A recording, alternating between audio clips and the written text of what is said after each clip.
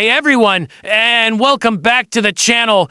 Today, we're diving deep into one of the most baffling celestial mysteries in recent memory, the object known as 3I ATLAS. Initially hailed as the comet of the century, its behavior was so strange, so unexpected, that it left astronomers scratching their heads.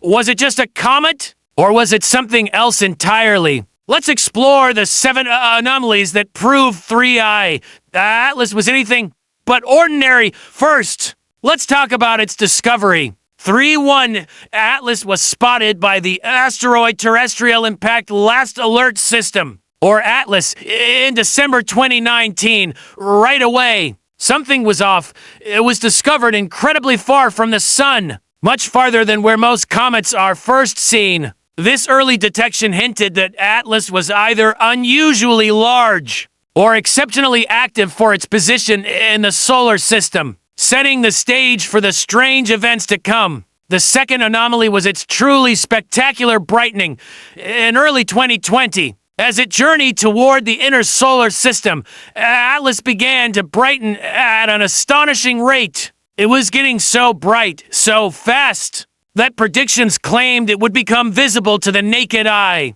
maybe even rivaling Venus in the night sky. This wasn't a slow, steady increase in brightness. It was an explosive surge in activity that far exceeded the behavior of a typical, well-behaved comet. It was putting on a show, and everyone was getting excited. But this extreme brightening was the first major red flag. Why was it flaring up so intensely? This leads us to anomaly number 3, the early disintegration.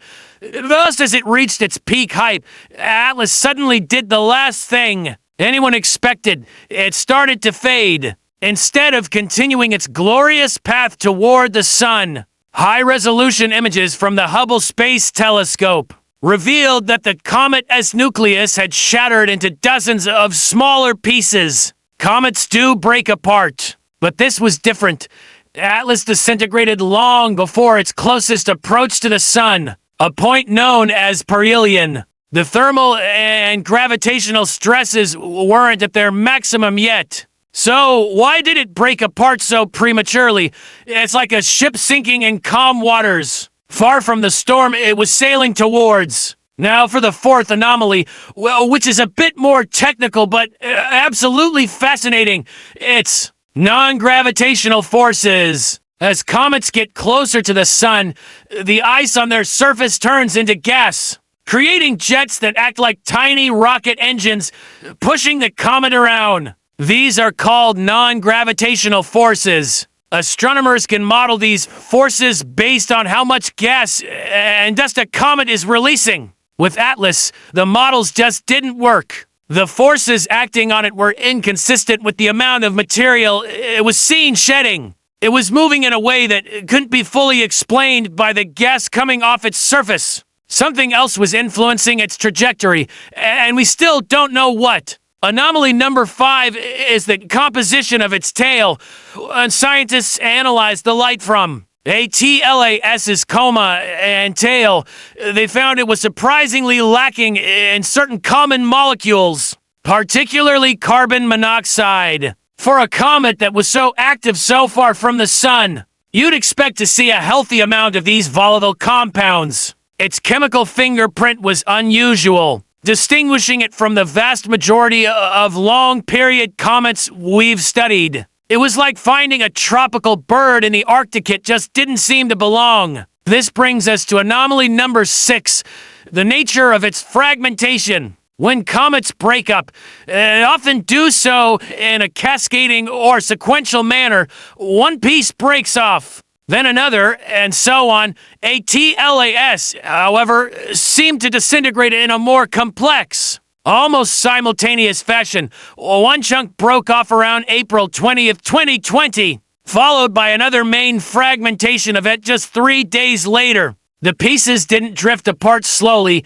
they were pushed away with some velocity, suggesting the breakup was more energetic and complex than a simple crumbling process. It wasn't a gentle fracture. It felt more like a controlled demolition. And finally, the seventh and perhaps most compelling anomaly, the survival of the fragments. After the main nucleus shattered, you might expect the smaller pieces to quickly fizzle out and disappear, but that's not what happened. Several of the larger fragments continued to act like mini-comets themselves, developing their own comas and tails and remaining active for weeks. This resilience is strange. If the original body was structurally weak enough to fall apart so easily, why were its constituent parts so durable? It suggests the internal structure of 3I ATLAS was not uniform. It wasn't just a fragile ball of ice and dust.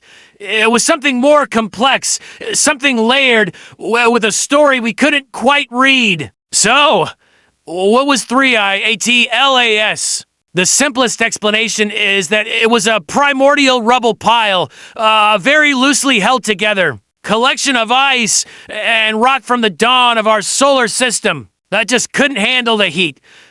At the timing of its breakup, the strange forces acting on it, its chemical makeup, and the way it fragmented all challenged this simple view. Each anomaly on its own could perhaps be explained together. They paint a picture of an object that defied our expectations at every turn. Could it have been something else? The data doesn't point to aliens. That does force us to reconsider what a comet can be. 3-1 ATLAS was a perfect natural experiment that showed us just how diverse and unpredictable these visitors from the outer solar system are. It wasn't the comet of the century we were promised, but it gave us something far more valuable, a genuine cosmic mystery that continues to puzzle scientists to this day. It reminds us that no matter how much we think we know, the universe always has another surprise waiting for us. What do you think? Was Atlas just a fragile comet, or do these anomalies point to something more? Let me know your theories down in the comments. Thanks for joining me on this cosmic journey today. If you enjoyed this video and want to explore more mysteries of the universe, make sure to hit that like button and subscribe to the channel. I'll see you in the next one.